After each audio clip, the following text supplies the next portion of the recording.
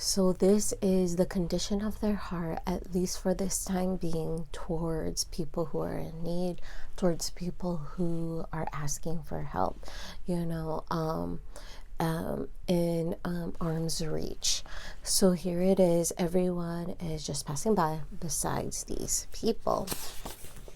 Yet every day, through good or bad, he'd talk to God in prayer. He'd ask that one day he might see and thank God for his care, thanking God in advance, believing in what he has prayed for has been heard and will be answered, knowing too that even though he was blind, born blind, and that he's been blind for so long, there could still be that turnaround. God could still perform a miracle.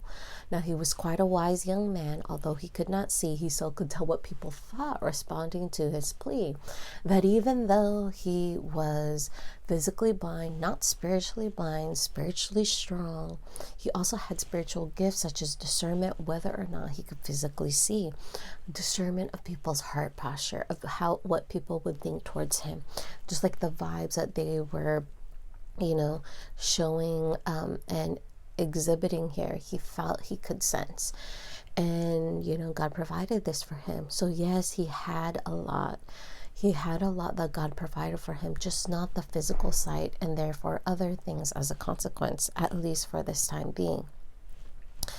But he was faithful and still doing what he can here to get what it is that he needs, and still honoring and praying to the Lord and hanging on to the Lord.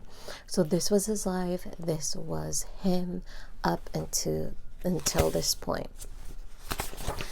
For some would stop and give a gift, though some were very small. But they were showing him their love, like these kids, the greatest gift of all.